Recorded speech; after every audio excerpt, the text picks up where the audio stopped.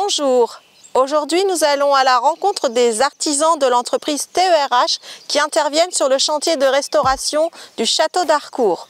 Vous êtes prêts? Alors suivez-moi. Bonjour, je m'appelle Bocquet Guillaume, je travaille chez TERH en tant que chef d'équipe en charpente.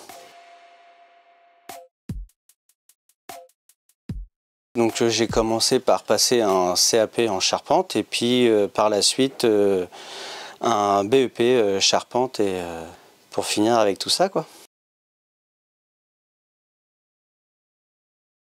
Celle-ci c'est une pièce de bois qui va pour la tour.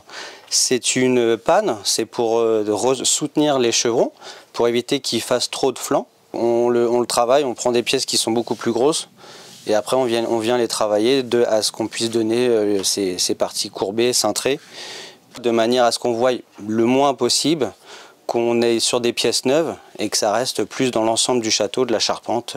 Là, on est venu la tailler, on est venu la vieillir aussi. Les assemblages de pannes sont en sifflet, comme elles étaient déjà sur le château, donc on a fait exactement le même assemblage. Et on est venu la caler le long des chevrons pour éviter de caler entre la panne et les chevrons. C'est pour ça qu'en fait on a cette pièce de bois là, au lieu d'avoir plein de petites pièces de bois qui viennent se caler entre la panne et les chevrons, on a préféré mettre une seule cale, mais qui est posée sur l'arba.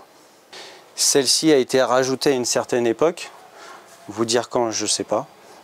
Mais celle-ci a été rajoutée après celle-ci, de manière à ce qu'ils puissent rallonger la charpente. Donc du coup, après il y a beaucoup de pièces de réutilisation en fait. Dans la charpente, il y a des pièces de démontage ou suite à autre chose. Et ils aimaient bien réutiliser des pièces de charpente en fait. Ça c'est une pièce de bois qui est pas d'origine. C'est une pièce de bois qui a été réutilisée. On voit qu'il y a une mortaise ici, qu'il y a des trous de cheville, des trous de mortaise. Donc celle-ci n'est pas une panne d'origine, elle a été, c'est un réemploi.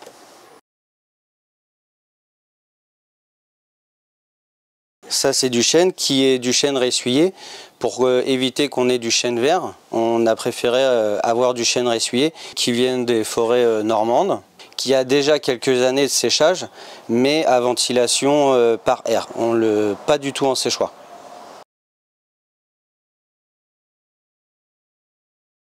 Alors ici, on est sur à peu près 7 mètres cubes de bois qu'on change entre les chevrons, les pannes, les sablières.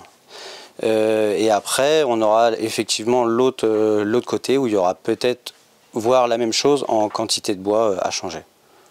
Et si vous voulez en savoir plus, eh bien on vous donne rendez-vous pour une prochaine vidéo de la web-série Dans les coulisses du chantier.